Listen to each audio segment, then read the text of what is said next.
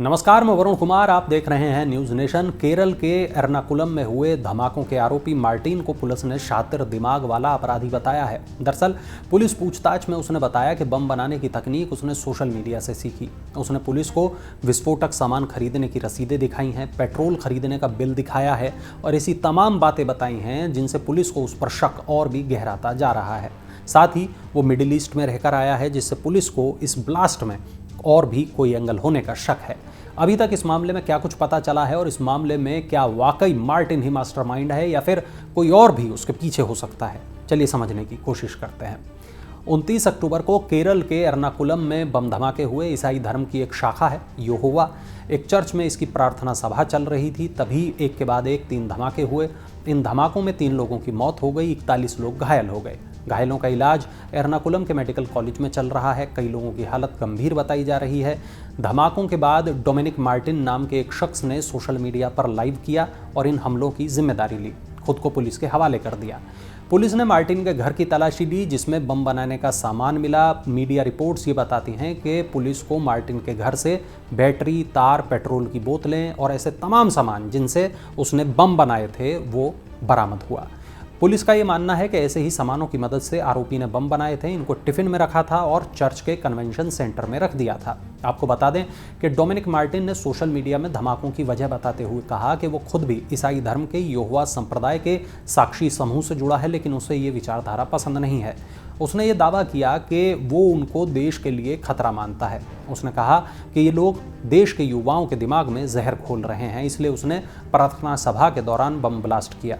उसने कहा कि मैं यहोवा के साक्षियों के उपदेशों से सहमत नहीं हूं, हालांकि मैं उनमें से एक हूं, लेकिन उनकी विचारधारा खतरनाक है। ये समूह देश के लिए घातक है। वो लोग छोटे बच्चों के दिमाग में जहर फैला रहे हैं, उनकी विचारधारा गलत है, वो झूठ फैला रहे हैं। आज कन्वेंशन सेंटर में प्रार्थना सभा के दौरान जो कुछ हुआ, मैं उसकी पूरी जिम्मेदारी लेता हूं और किसी को मेरी तलाश में आने की ज़रूरत नहीं, क्योंकि मैं खुद को पुलिस के सामने आत्मसमर्पण करने जा रहा हूं।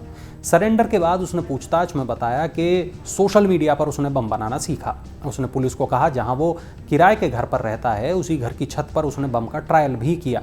उसने बताया कि उसने प्लास्टिक के 6 बैग तैयार किए थे, जिसमें पेट्रोल से भरी बोतलें और पटाखे थे। वो चाहता था कि धमाके तेज हों और आग लग जाए। अब पुलिस मार्टिन को कोर्ट में पेश करेगी। पुलिस पूछताछ में मार्टिन ने बताया कि रविवार की सुबह 7 बजे वो बम प्रार्थना सभा में रखकर आया था। पुलिस ने जांच के दौरान ये पता किया कि मार्टिन 10वीं तक पढ़ा है। उसके परिवार में पत्नी है, बच्चे हैं। बेटी IT प्रोफेशनल है, बेटा लंदन में काम करता है। मार्टिन अपनी पत्नी के साथ एक किराए के घर में पिछले 5 साल से रहता है।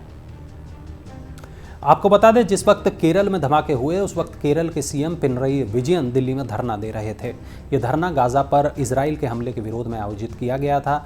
धमाकों के बाद उन्होंने तुरंत राज्य के DGP से बात की। इसके अलावा केंद्रीय गृह मंत्री अमित शाह ने गृह मंत्रालय और सुरक्षा एजेंसियों के अफसरों के साथ हाई लेवल मीटिंग की।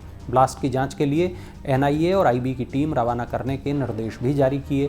NSG की एक 8 सदस्यीय टीम भी जांच के लिए मौके पर पहुंची। आपको बता दें कि डोमिनिक मार्टिन के बेशक इस घटना की पूरी जिम्मेदारी ली है उसने, लेकिन इसके बाद भी एजेंसियां और पुलिस हर एंगल से इस मामले की जांच कर रही हैं। इस बात की जांच की जा रही है कि आखिर मार्टिन ने बम बनाने की ट्रेनिंग कहां से ली, बम बनाना कहां सीखा। ऐसी भी जानकारियां हैं कि वो मिडिल ईस्ट में रहकर लौटा है। इस बात की जांच की जा रही है कि सोशल मीडिया और फ़ोन पर वो किन लोगों के संपर्क में था। फिलहाल ये जांच के बाद ही पता चलेगा कि आखिर मार्टिन ने धमाकों को अंजाम क्यों दिया और क्या इस घटना के पीछे कोई और तो नहीं है। इस मामले से जुड़ी हर खबर हम आप तक पहुंचाते रहेंगे। आप बने रहिए न्यूज़ नेशन के साथ।